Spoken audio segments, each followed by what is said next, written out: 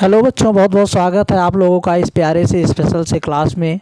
जैसा कि आप लोग पहले देख चुके हैं वास्तविक संख्याएं और बहुपद, ये आप लोग देख चुके हैं। आज हम लोग अगला चैप्टर पढ़ेंगे, चैप्टर नंबर 3, जो कि है दो चर वाले रैखिक समीकरण युग्म। इसमें हम लोग पढ़ेंगे जैसे यहाँ पे चर, तो चर हम पहले भी जान चुके हैं। इसके पहले भी चर क्या होते हैं? चर वह होते हैं जिनका मान क्या होता है, बदलता रहता है। आपको पहले बताया गया है, तो ये आप जानते हैं। उसके बाद में रैखिक समीकरण क्या होते हैं? रैखिक समीकरण भी आपको बताए थे, जब आपको बहुपद बता रहे थे तो उसमें आपको बताए थे कि रैखिक समीकरण वह होते हैं जिनमें चर पद की अधिकतम घात 1 होती है। चर पद की अधिकतम घात 1 हो। तो हम एक ऐसा समीकरण देखेंगे जिसमें दो चर हों और उनके घात जो है वो क्या हो, 1 हो। अब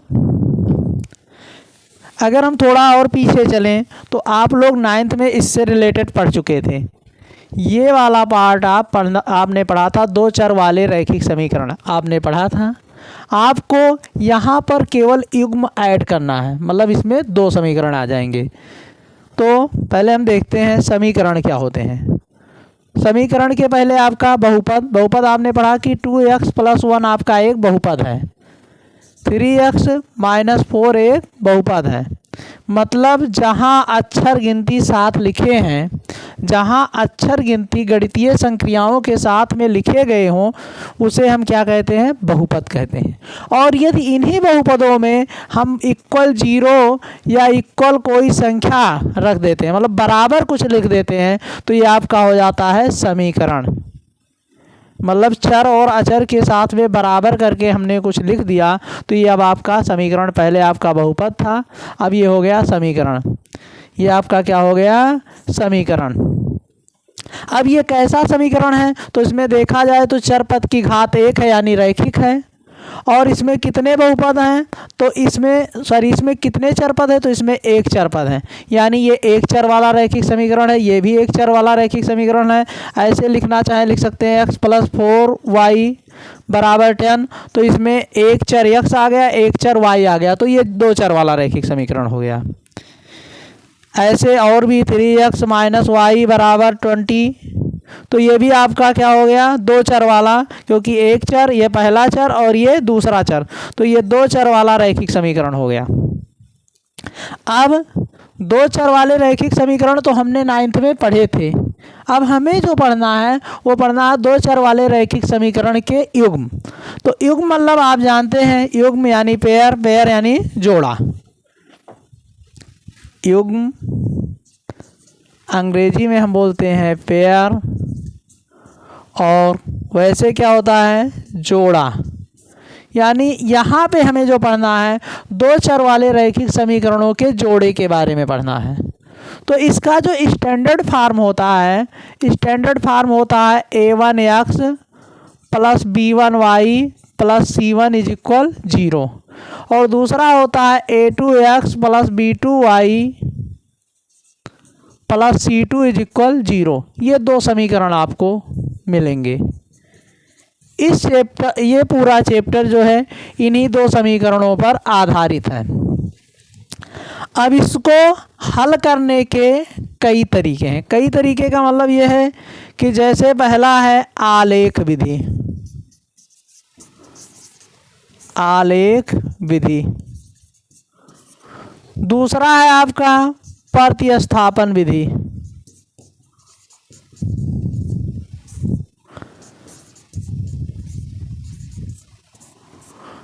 और तीसरा है आपका विलोपन विधि,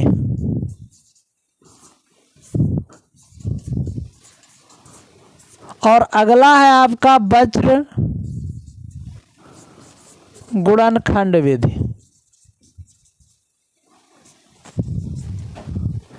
ये चार विधियां हैं इसको सॉल्व करने के। लेकिन हम जो है इनमें से किसी एक विधि का प्रयोग करके इसको हम क्या करेंगे, सॉल्व करेंगे। आलेख विधि, प्रतिस्थापन विधि या विलोपन विधि या वज्र गुणनखंड विधि। तो ये जो है आलेख विधि, प्रतिस्थापन विधि और विलोपन विधि ये तो आपके सिलेबस में है, लेकिन ये जो आपका वज्र गुणनखंड विधि है ये आपके सिलेबस में नहीं है, तो इसे हम नहीं पढ़ेंगे, जो सिलेबस में है वो पढ़ेंगे। तो आलेख विधि क्या है? आलेख विधि वह होता है जिसमें जो है हम समीकरणों को ग्राफिकल मेथड से यानी आलेख बनाकर जो है हल करते हैं।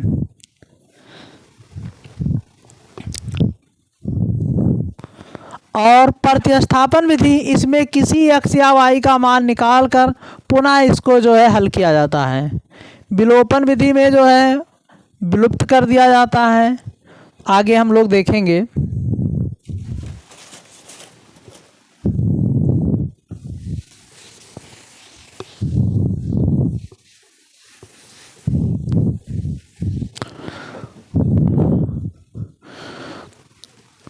तो इसको पढ़ने से पहले, ये विधियों से पहले हम थोड़ा पढ़ेंगे इसके कुछ सूत्र हैं। जैसे दो रेखाएं आपको दी गई हो, मान लो ये a1x b1y प्लस c1 बराबर 0 और a2x b2y प्लस c2 बराबर 0, ये दो समीकरण दिए गए हैं। अब मान लो आपको ये बताना हो कि ये संगत है या असंगत हैं, या आपको ये बताना हो कि इनके एक हल होंगे या कोई हल नहीं होगा या अनेक हल होंगे, या आपको ये बताना है कि ये रेखाएं समपाती हैं या जो है प्रतिच्छेदी है या समांतर हैं, तो वो सब हम कैसे बताएंगे? तो इसको बताने का जो तरीका है वो ये है कि a1, पहली कंडीशन जो है a1 upon a2 does not equal b1 upon b2। यदि इनका हम अनुपात लेते हैं a1 और a2 का और b1 अपान b2 का, ये दोनों बराबर नहीं मिलते। एक स्थिति ये आती है कि इनका अनुपात बराबर नहीं है। दूसरी स्थिति ये आती है कि a1 अपान a2 तो बराबर है b1 अपान b2 के, लेकिन c1 अपान c2 जो है बराबर नहीं है। और तीसरी स्थिति ये आती है कि a1 upon a2 is equal b1 upon b2 is equal c1 upon c2, मतलब ये तीनों बराबर हैं। तो यदि ये पहली स्थिति आएगी तो इस पे डिपेंड, इसी वाले फार्मूले पर तीन चीज़ें आपकी डिपेंड करती हैं। आपके रेखाओं के बारे में कि प्रतिच्छेदी समांतर क्या हैं ये भी बता सकते हैं, संगत असंगत बता सकते हैं और इनके हल बता सकते हैं। तो अगर हम रेखाओं की स्थिति के बारे में बात करें तो यदि ऐसी हैं तो दोनों रेखाएं प्रतिच्छेदी होंगी। क्या होंगी? प्रतिच्छेदी। और इस कंडीशन को अगर फॉलो कर रहे हैं तो समांतर होंगी। क्या होंगी? समांतर। और इसको फॉलो करेंगे तो क्या होंगी? समपाती होंगी। ये रेखाओं के बारे में हो गया। ये जब प्रतिच्छेदी, समांतर और समपाती अगर पूछेगा तो आप ये बताएंगे, अगर इसको फॉलो कर रहा है तो प्रतिच्छेदी, इसको फॉलो कर रहा है समांतर, इसको फॉलो कर रहा है तो समपाती। अब यदि संगत असंगत पूछ रहा है तो संगत यानी प्रतिच्छेदी होंगी तो ये संगत होंगी, और समांतर होंगी तो असंगत होंगी, और समपाती होंगी तो संगत होंगी। मतलब दो स्थितियों में संगत होंगी, एक स्थिति में असंगत होंगी। और तीसरा, अगर हल की बात कर रहा है तो यदि a1 अपान a2 मतलब इस स्थिति को, पहली स्थिति को अगर वो फॉलो कर रहा है तो ये a1 अपान, ये आपका अद्वितीय हल या एक हल होगा। अद्वितीय हल या एक हल भी बोलते हैं। और इसका कोई हल नहीं होगा, कोई हल नहीं। और इसका जो होगा अनेक हल होंगे।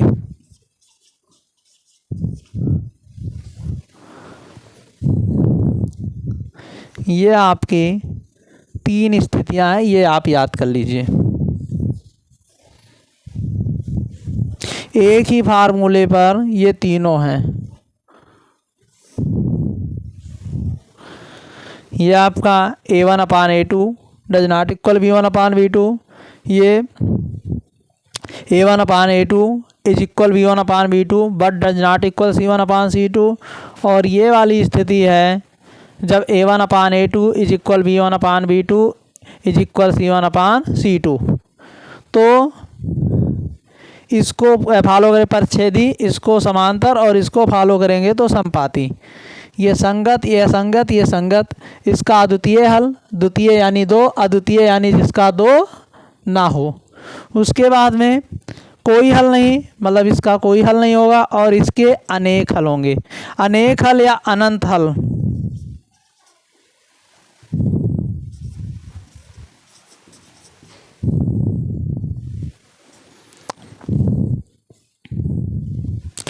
अब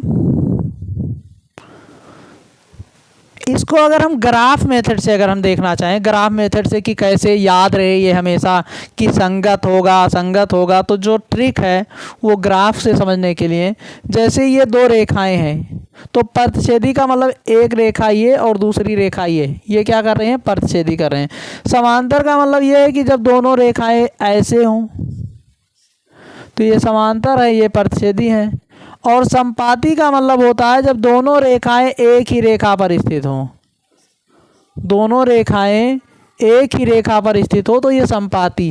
तो ये पहली कंडीशन है, ये दूसरी कंडीशन है और ये आपकी तीसरी कंडीशन है। अब अगर हम बात करें संगत का, तो संगत का मतलब होता है साथ। संगत का मतलब क्या होता है, साथ। तो अगर हम रेखाओं के माध्यम से अगर हम समझना चाहें तो संगत यानी ये रेखाएं कहीं मिल रही हैं, तो हाँ यहाँ मिल रही हैं, तो मिल रही है यानी साथ हो रहा है, तो साथ हो रहा है यानी संगत है। यानी जो A1/A2 does not equal B1/V2 रहेगा ये संगत होगा। पहली चीज़ संगत आप इस रेखाओं के माध्यम से समझ सकते हैं, भूलेंगे नहीं, क्योंकि अक्सर बच्चे जो है संगत असंगत और में कंफ्यूज हो जाते हैं। तो वो चीज़ बता रहे हैं कि संगत क्या है कि अगर मिल रहे हैं तो क्या है, संगत। और ये ना मिल रहे हैं, ना मिल रहे थे और ना ही मिलेंगे। जो समांतर रेखाएं होती हैं ना इधर मिलती हैं और ना पीछे बढ़ाने पर मिलती हैं, ना आगे बढ़ाने पर मिलती हैं। यानी ना ये मिलती थी, ना मिलती हैं और ना मिलेंगी। तो ये आपका क्या हो गया, ना मिलेंगी तो ना साथ होंगी, और जब साथ नहीं होंगी तो ये संगत नहीं होंगी, असंगत हो जाएंगी। अगली कंडीशन है संगत। संपाती का मतलब जब दोनों रेखाएं एक पर ही स्थित हों, तो एक पर ही स्थित है यानी हमेशा साथ साथ है। तो जब हमेशा साथ साथ है तो संगत तो होंगे ही। तो यानी इस रेखाओं के माध्यम से हम संगत असंगत को आसानी से समझ सकते हैं। वैसे हम भूल जाते हैं कि कौन संगत होगा कौन असंगत होगा। तो जो काटेंगे यानी साथ होंगे तो संगत, संपाती यानी हमेशा साथ होंगे तो संगत, और समांतर होंगे यानी ना काटेंगे ना साथ होंगे, इसलिए ये असंगत, यानी एक कंडीशन में ये होती हैं असंगत। इसी प्रकार हम हल की बात करें, अगर इसी की सहायता से याद करना चाहें, अगर हमें ये ग्राफ वाला याद है तो कैसे याद हो जाएगा। तो जैसे अद्वितीय हल या एक हल, तो ये दोनों एक बार काट रही हैं। अब मान लो ये टीचर है ये स्टूडेंट है, तो टीचर स्टूडेंट अगर मिलेंगे, एक बार मिलेंगे तो एक हल पूछेंगे, नहीं मिलेंगे तो कोई हल नहीं होगा। जब मिलेंगे तभी कुछ पूछ पाएंगे ना, तो यहाँ मिल नहीं रहे हैं तो यहाँ पे कोई हल नहीं होगा। तो ये क्या हो जाएगा, इसका कोई हल नहीं है। और ये हमेशा अगर साथ रहें दोनों, तो जब भी प्रॉब्लम होगी तभी सॉल्यूशन, यानी इसके क्या होंगे, अनेक हल होंगे। तो हम समझ गए प्रतिच्छेदी कब है, समांतर कब है, संपाती क्या है, संगत असंगत क्या है, और अद्वितीय हल और कोई हल नहीं, और अनेक हल क्या है। इतनी चीज़ें हम लोग समझ चुके हैं। अब इस पर हम लोग जो है क्वेश्चन देखते हैं।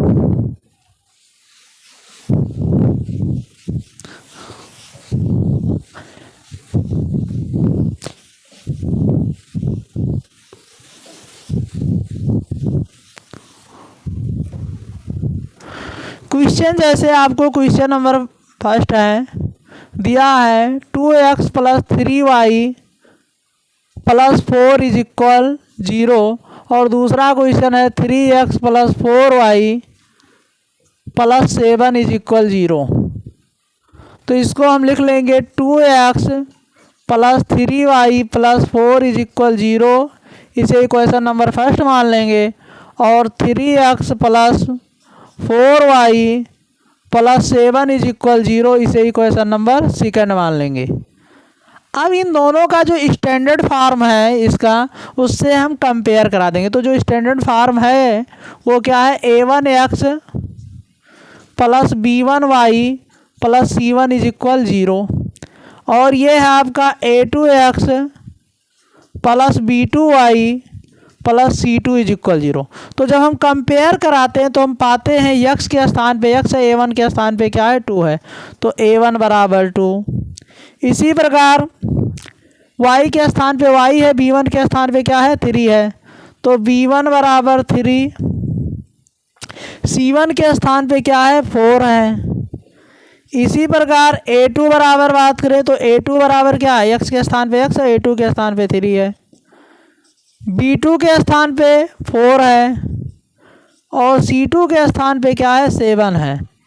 अब यदि हम ज्ञात करते हैं तो a1/a2, a1 का मान 2 और a2 का मान 3, और b1/b2, b1 का मान 3 और b2 का मान 4। तो यहाँ पे उसके बाद में c1/c2, c1 का मान 4 और c2 का मान 7। तो हम देख रहे हैं a1/a2 का 2/3 और b1/b2 का 3/4 है, ये दोनों इक्वल नहीं है। तो हम कहेंगे चूँकि a1/a2 does not equal b1/b2, इसलिए रेखाएं जो होंगी वो क्या होंगी, प्रतिच्छेदी होंगी। रेखाएं प्रतिच्छेदी होंगी। अगर प्रतिच्छेदी और प्रतिच्छेदी समांतर और समपाती पूछेगा तो क्या होंगी, प्रतिच्छेदी होंगी। अगर यही पूछ लेता संगत असंगत तो ये संगत होंगी। अगर हल की बात करता तो इनके कितने हल होंगे, तो एक हल होंगे।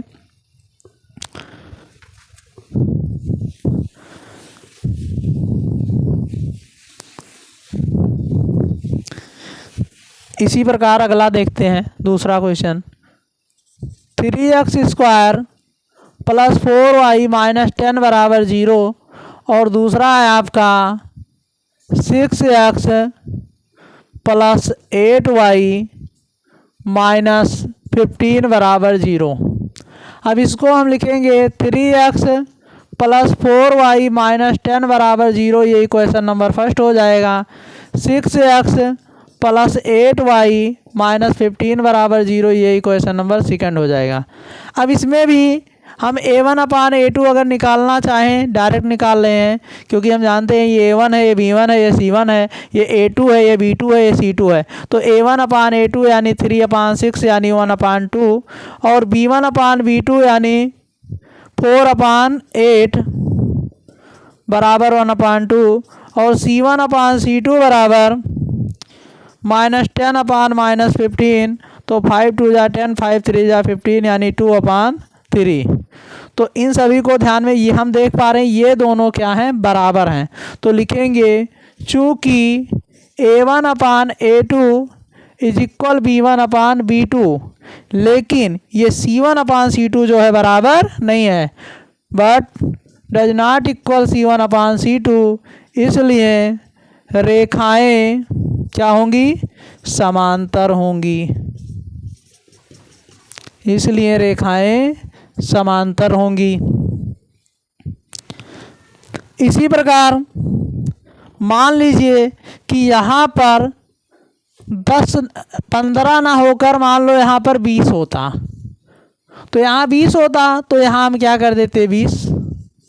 अब जब ये 20 हो जाएगा तो यहाँ पर भी आपका -10 और -10 बटे -20 हो जाएगा। तो -10 बटे 20 यानी माइनस माइनस प्लस, 10 एक कम 10, 10 दूना 20 यानी 1/2। अब हमारा तीनों बराबर हो गया, तो a1/a2 बराबर b1/b2 बराबर c1/c2, इसलिए रेखाएं क्या हो जाएंगी, समपाती होंगी।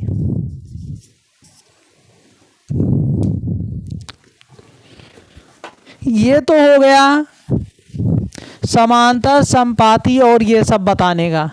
इसी में मान लो हल भी बताना होता, कह दे 3x - 9y प्लस 10 बराबर 0 और दूसरा दे दे 9x माइनस 27y और प्लस 30 बराबर 0। अब कह दे इसके बताइए जो है इसके हल बताइए, तो हम लिखेंगे 3x माइनस 9y प्लस 10 बराबर 0 और 9x माइनस 27y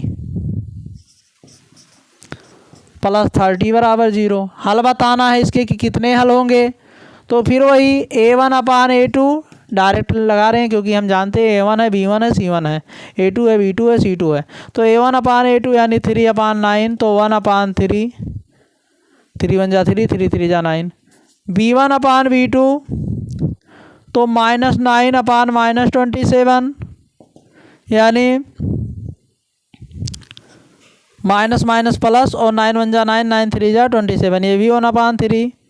और c1/c2 है तो 10/30 यानी ये भी आपका आ जाएगा 1/3। तीनों बराबर हैं तो चूँकि a1/a2 is equal b1/b2 is equal c1/c2, इसलिए समीकरणों के अनेक हल होंगे। क्या होंगे? अनेक हल होंगे।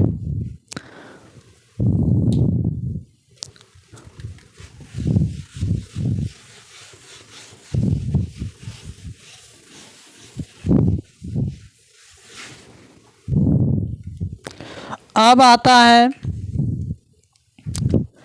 मान लो आपको इक्वेशन जैसे हमने दिया, हमने एकदम मतलब जो है उसी रूप में था, आपको कुछ ऐसे दे दे 2x प्लस 3y बराबर 15 एक आ जाए और एक आ जाए 4x बराबर -6y प्लस 10 ऐसे दे दे।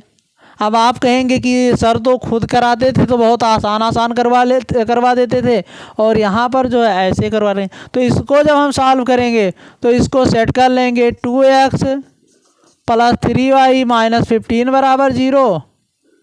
इसे इस तरफ ले आए, प्लस था माइनस हो गया, और इसको इस तरफ लाएंगे 4x माइनस इस तरफ आएगा प्लस 6y और ये इस तरफ आएगा -10 बराबर 0। ये फर्स्ट, ये सेकेंड। फिर इसको हल कर लेंगे वैसे जैसे हल करते थे, a1/a2 2/4 यानी 1/2। इसी प्रकार b1/b2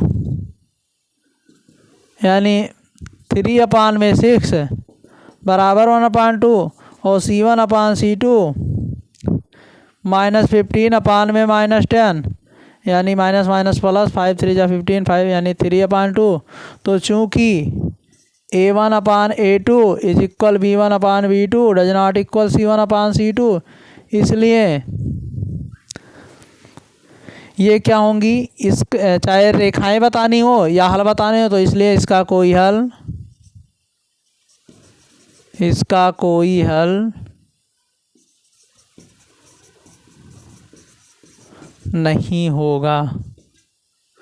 चलिए एक आसान सा क्वेश्चन आप लोग बताइए। 2x प्लस 3y बराबर -10, यहाँ -3y है, और आपको दिया है 6x बराबर 9y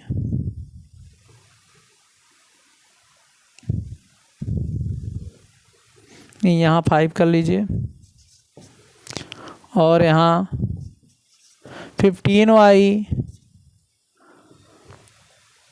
माइनस 36। ये आपका क्वेश्चन है, इसे आप लोग सॉल्व कीजिए। बताइए, जल्दी बताइए।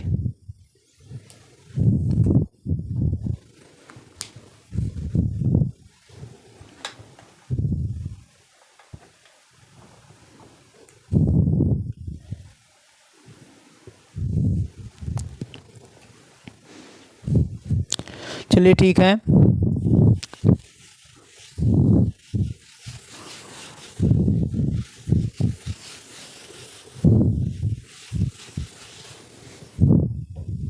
हम लोग आगे देखते हैं। ग्राफ कैसे हम हल करेंगे। पहले तो जैसे आपको दिया हो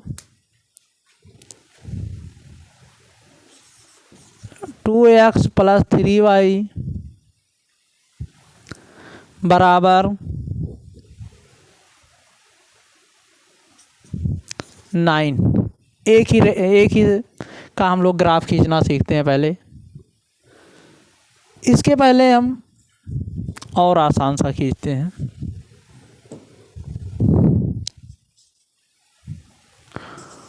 2x + y बराबर 5 मान लो दिया हो। अब हमें इसका ग्राफ खींचना हो। 9th में हम क्या करते थे, ये क्वाड्रेंट लेते थे, x डैश y डैश। 1 2 3 4 5 6 1 2 3 4 5 6 3 4 5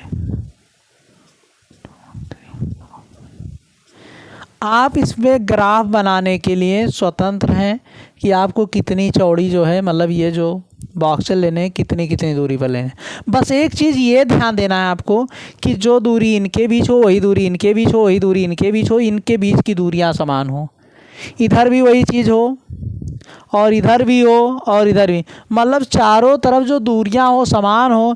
बाकी आप 1 2 3 4 5 6 और इधर आप -1 -2 -3 -4 -5 -6, इधर 1 2 3 4 5 और इधर -1 -2 -3 -4 -5। तो ये ज़रूरी नहीं है कि सभी तरफ जो है समान हो, इधर 6 इधर 8 इधर 10 इधर 12, मतलब कुछ भी हो सकते हैं, लेकिन इनके बीच की जो दूरियां होनी चाहिए वो समान होनी चाहिए। अब इसका अगर हमें ग्राफ खींचना हो तो हम 9th में जैसे खींचते थे, 9th में हम क्या करते थे, x बराबर 0 रखने पर क्या करते थे, x बराबर 0 रख देते थे। तो 2 × 0 + y बराबर 5, तो ये हो जाता था 0 यानी y बराबर 5, यानी जो इसका वो बनता था वो 0,5 आ जाता था। दूसरा आपका, एक बार हम y बराबर 0 ले लेते थे, तो y बराबर 0 यानी 2x + 0 बराबर 5, तो 2x बराबर 5, तो x बराबर 5/2 यानी x बराबर 2.5। अब इसका जो बनता 2.5, 0 बन जाता। अब इन्हीं दो बिंदुओं को हम यहाँ पर देख लेते। यक्स ये क्या बताता है, ये एक्स अक्ष, क्योंकि आप जानते हैं अंग्रेजी अल्फ़ाबेट में पहले यक्स आता है फिर वाई आता है, इसलिए पहले हम यक्स को लिखते हैं फिर वाई को लिखते हैं। यहाँ भी यक्स है, ये वाई है। वैसे हम इसे भुज और कोट के नाम से भी जानते हैं। इसे हम भुज बोलते हैं, इसे हम कोट बोलते हैं। ये हमारा भुज है, ये हमारा क्या है, कोट है।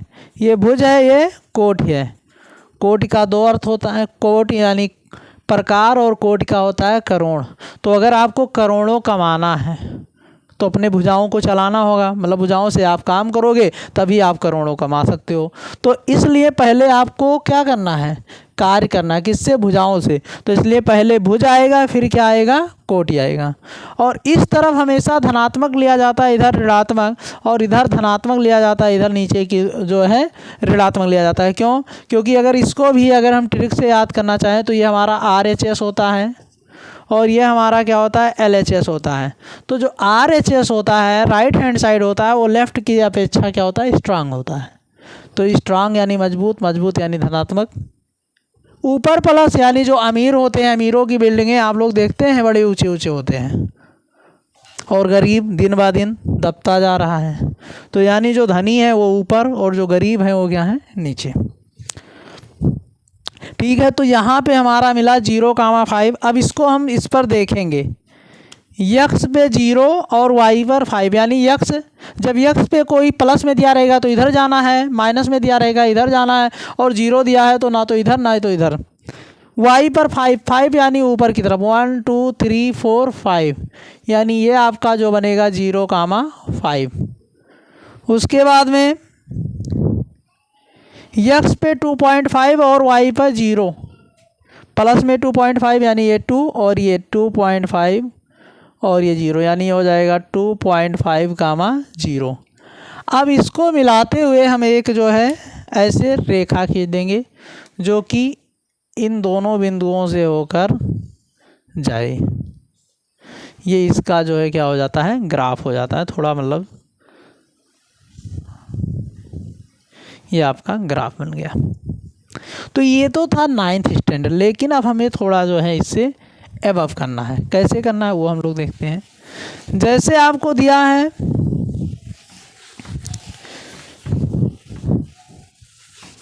इक्वेशन यही है आपका 2x + y, तो इसके लिए हम क्या करेंगे, एक बॉक्स बना लेते हैं ऐसे, एक में x एक में y। वैसे तो हम बहुत से मान निकाल सकते हैं, लेकिन हमें 3 मान जो होते हैं वो पर्याप्त होते हैं, a b c, ये 3 मान। अब x y, तो ये जो भी आपको दिया रहता है इसको हम पहले जो है क्या करते हैं, पक्षांतर करके y बराबर, ये प्लस है इस तरफ जाएगा माइनस हो जाएगा, तो ये प्लस है तो y बराबर 5 - 2x, तो y बराबर 5 - 2x। अब यहाँ पर हम मान रखेंगे, मान जो इधर रहेगा उसका मान रखा जाएगा पहले और इसका मान प्राप्त हो जाएगा। मान रखने के लिए आप स्वतंत्र हैं, आप कोई भी मान रख सकते हैं, लेकिन मान रखते समय एक चीज़ ये ध्यान देना है कि ना तो रखने वाला मान बहुत ज़्यादा बड़ा हो और ना ही जो मान हमें प्राप्त हो रहा है वो बहुत बड़ा हो, क्योंकि जितना बड़ा मान होगा उतना बड़ा हमें ग्राफ की आवश्यकता होगी उसको रिप्रेजेंट करने के लिए। तो हम हमेशा प्रयास करेंगे ना रखने वाला मान बड़ा रखेंगे और ना ही ये प्रयास रखेंगे कि जो आने वाला मान है वो भी बहुत बड़ा नहीं होना चाहिए। तो इसके लिए हम क्या करेंगे, x बराबर 0 रख देते हैं। तो x बराबर जब हम 0 रखेंगे, x का मान 0, तो 5 - 2 × 0 यानी 5 - 0 यानी 5, तो y का मान क्या आ जाएगा 5। फिर हम यक्स का मान रखते हैं अब की बार 1, तो 1 रखेंगे तो जहाँ 0 था वहाँ 1 हो जाएगा, तो 2 × 1 = 2 और 5 से 2 घटेगा तो क्या हो जाएगा 3, तो y का मान आ जाएगा 3। इसी प्रकार y का मान, फिर हम x का मान 2 रख देंगे, तो 2 रखेंगे तो 2 × 2 = 4 और 5 से 4 घटेगा तो क्या आ जाएगा 1, तो 2 रखेंगे तो क्या आ जाएगा 1 आ जाएगा। अब इसका जो है हम इसे ग्राफ पे रिप्रेजेंट करेंगे। कैसे करेंगे, जैसा आपको बताए कि एक क्वाड्रेंट आप खींच लेंगे, x x dash y y dash, फिर इस पर आप जो है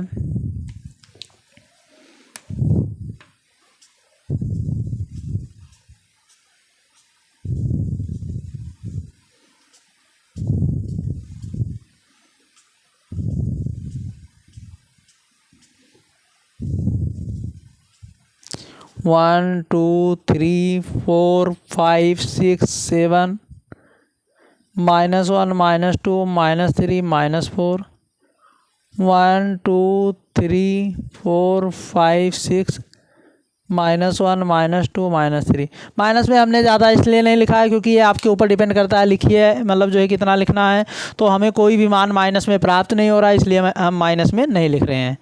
अब जैसा कि आपको दिया है, ये अगर ए बी सी आप लिख ले रहे हैं तो रिप्रेजेंट करने के लिए आपको 0,5 नहीं केवल ए लिख देंगे। तो ए क्या है 0,5 यानी x पे 0 y पर 5, x पे आपको कहीं भी नहीं जाना, y पर यहाँ, तो ये हो जाएगा 0,5। उसके बाद में x पे 1 y पर 3, x पे 1 y पर 3 यानी यहाँ पर 1,3 और x पे 2 y पर 1 यानी ये आपका हो गया x पे 2 और y पर 1 2,1। अब इसको मिलाकर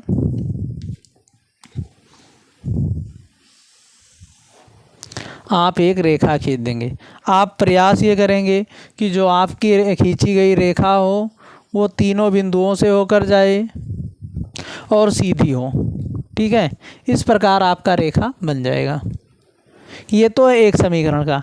अब मान लो इसी में एक समीकरण और दिया होता, एक समीकरण और इसमें दे देता, जैसे कह देता 3x प्लस 2y बराबर 8, या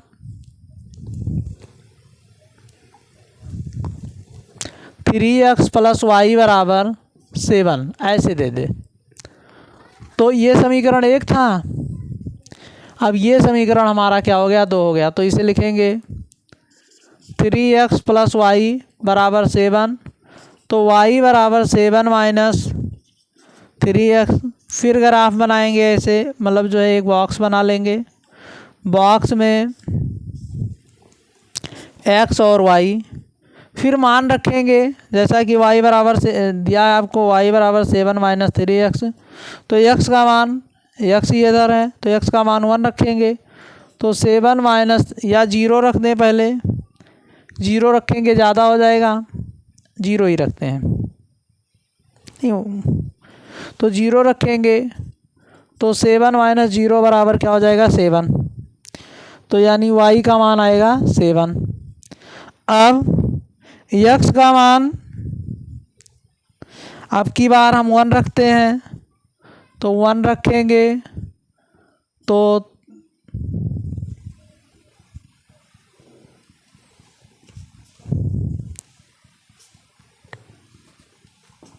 3 1 जा 3, तो ये 4 आएगा। 2 रख देंगे, तो 3 2 जा 6, 1 आ जाएगा। अब ये मान हम यहाँ पे रखेंगे, x पे 0, y पर 7। तो चूँकि अभी जो हमने बनाया था ये 6 तक ही बनाया था y पर, तो हमें 7 की भी ज़रूरत पड़ेगी, तो ले 7। x पे 0, y पर 7, यानी ये हो जाएगा आपका 0, 7। फिर कह रहा है x पे 1, y पर 4, x पे 1 और y पर 4, यानी यहाँ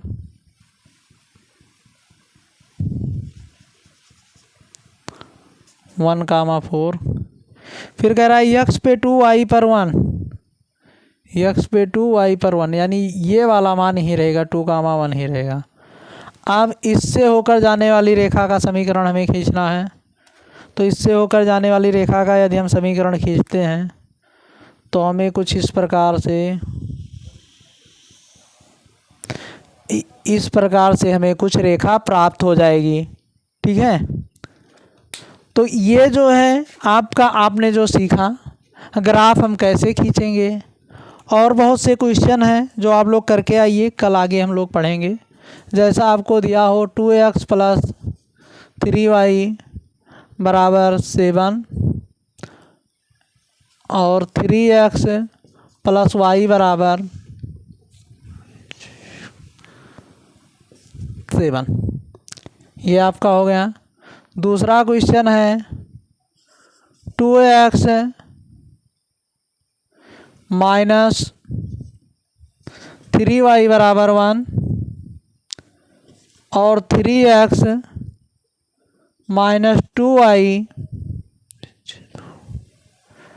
4। ये 2 समीकरण आप लोग सॉल्व करके आएंगे। इसके आगे हम लोग कल पढ़ेंगे। बहुत बहुत धन्यवाद।